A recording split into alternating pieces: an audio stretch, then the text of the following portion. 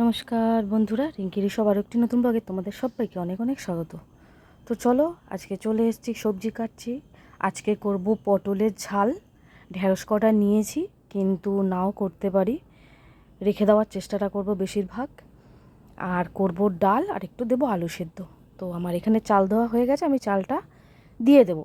তো তার আগে এখন দেখছি জলটা একটু ফুটবে, জলটা ফুটলে পরে তারপর দেবো। আর একটা আলু সেদ্ধ আর একটা করলা সেদ্ধ দিয়েছি।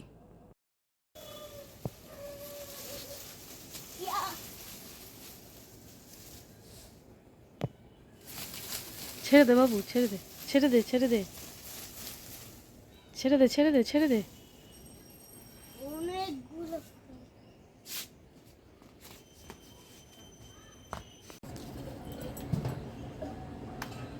আয় চলে আয়।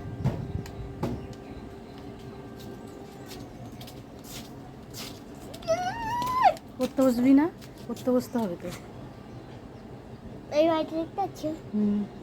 ওই বাড়িটা একটা মন্দির আছে। হ্যাঁ, তারপরে কি নাম, কি তার নাম জানিস না বন্ধু? হ্যাঁ, কোনো এ বাবা, বন্ধুর নাকি নাম জানে না।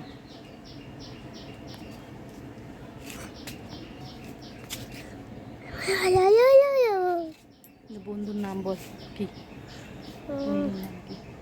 জানি না। জানি না বললে হবে? জানি না। ওই জিজ্ঞাসা দেখো, করবি ওই তো। দেখো, ওই দেখো।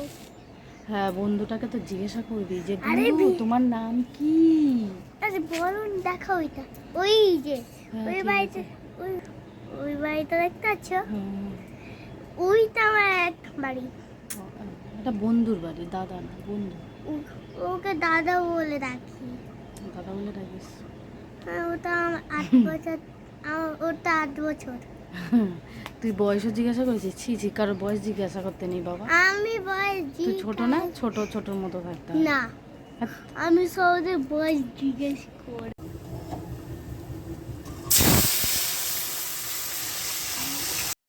ডালটা ফোড়ন দিয়ে দিলাম একটু সর্ষে আর শুকনো লঙ্কা দিয়ে। আর ওদিকে আলু সেদ্ধ আর করলা সেদ্ধ দিয়েছিলাম, তা সেটা মেখে নেব। নিলে ঋষভকে আমি একটু খাওয়াবো আগে। তো করলাটা দেখছি দরকচা মেরে গেছে, কিন্তু দেখলাম দেওয়ার সময় বেশ ভালো সুন্দর দেখতে, আর আজকেই এনেছে। তো দেওয়ার পর দেখছি এরকম হয়ে গেছে। এটা তো না আর দ্বিতীয়বার সেদ্ধ করা যাবে, মানে সেদ্ধ তো হবে না। আর দিলাম একটু তেতো খাবো, তেতো বলতে করলাটাই বেশিরভাগ খাই, একটু মাখা করলে ভালো লাগে। চচ্চড়িটা দুদিন খেয়েছি বলে আজকে আর করলাম না। তো কি করব, নষ্ট হয়ে গেল, ফেলে দিলাম। আর এদিকে দেখো, আমি আলু মাখা হয়ে গেছে, একটু সর্ষে বেটে নিয়েছি, কেন পটল সর্ষে করব। তো চলো, এবারে পটলগুলো নুন হলুদ মাখিয়ে নিয়েছি, ভেজে নেব। এখানে তেল দিয়ে দিয়েছি, গরম হচ্ছে।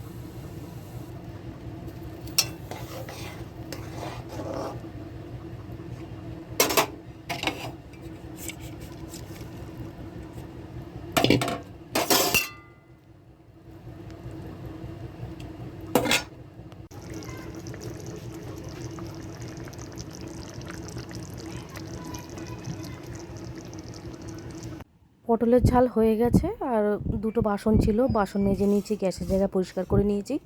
এখন প্রায় 12টা বাজতে যায়। তো দুটো ভাত খেয়ে নিই পটলের ঝাল দিয়ে, কেন প্রচণ্ড খিদে পেয়েছে। আর দেখো বন্ধুরা, আমি কি অনেকটা ভাত নিয়েছি টিফিনে। তোমরা দেখলে নিশ্চয়ই একটু হলেও বুঝতে পারবে যে আমি কতটা ভাত খাচ্ছি। তো যাই হোক, একটা সময় আমাকে অনেক কিছু শুনতে হয়েছে, আমি নাকি থালা থালা ভরে ভাত খাই। তো আমার খাওয়া হচ্ছে এই। তো জাগিয়ে, আর ছেলেকে অনেকক্ষণ আগেই আমি খাইয়ে দিয়েছি। এদিকে দেখো, দুপুরবেলা একটু কাঁচা তেল, নুন আর একটু লঙ্কা দিয়ে মেখে নেব, কেন এত গরম পড়েছে। আমি আর শুকনো লঙ্কা তো খাই না, মানে আলু সিদ্ধটা শুকনো লঙ্কা দিয়েই বেস্ট লাগে, কিন্তু এখন আর করি না, কাঁচা লঙ্কাটা দিয়েই খাই। শরীর যেই জিনিসে ভালো হয় তো সেটা করাই বেটার। তো অনেকটা চেষ্টা করি ভালোভাবে চলার, যাতে উল্টাপাল্টা খেয়ে শরীরটা না খারাপ করে, আর বিশেষ করে এই গরমের সময়। আর পাতলা পাতলা টক ডাল করেছি, আমের ডাল, পটলের ঝাল আর আলু সেদ্ধ। তো আমি একটু মশলাপাতিটা কম খাওয়ার চেষ্টা করি। আমি মাংস করলেও তেল মশলাটা অনেকটাই আমি কমই খাই। তো এখন বেড়ে নিচ্ছি ঋষভের বাবার জন্য একটু ডাল ভাত আর পটলের ঝাল, আর এদিকে ঋষভকে দেবো, ঋষভের জন্য বেড়ে নিয়েছি। ঋষভকে দেবো শুধু আলু সেদ্ধ, ওই প্লেন আলু সেদ্ধ আর ডাল দিয়ে, কেন পটলের ঝাল ও খাবে না, ও খেয়ে দেখলেই কেমন করছে। তো এই দিয়েই আজকে ওকে আপাতত খাইয়ে দেবো। আর ডিম ছিল, আমি গরমের মধ্যে আর ডিমটা ওর জন্য সেদ্ধ করিনি, এটা দিয়েই আমি ওকে আজকে খাইয়ে দেবো। তো চলো, আমিও একটু পরে খেয়ে নেব, ওকে একটু আগে খাইয়ে দিই।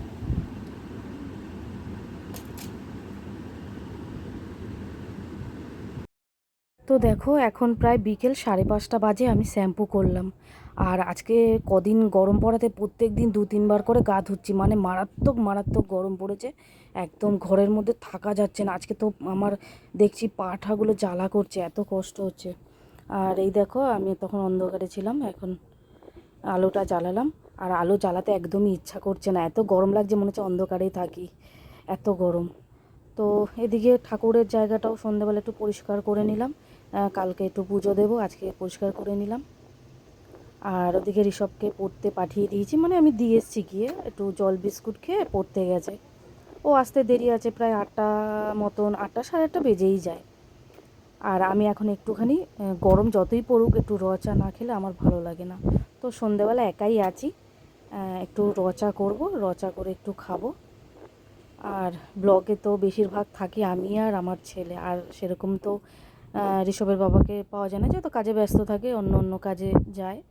আর বেটা ছেলে মানুষ, ও অত এতে ইন্টারেস্ট নয়, ও সামনে কোনো দিন কিছু বলেও না, ক্যামেরার সামনে বলার চেষ্টা করাই যে বলো, দু একটা কথা বলো, কিন্তু বলতে চায় না, লজ্জা পায়। যাই হোক, সবার দ্বারা সব কিছু হয় না, অনেকে ক্যামেরার সামনে ভালোভাবে বলতে পারে, অনেকে পারে না। আমি যেমন চেষ্টা করছি, আমি তো আর পারবো এটা বলতে পারি না, আমি চেষ্টা করছি যাতে ব্লগগুলো ভালোভাবে ফুটিয়ে তোলার। কিন্তু কি করব বলো, দুজনে মিলে করি তো, মা আর ছেলে, যতটা পারি ততটা তোমাদের সামনে তুলে ধরার চেষ্টা করি।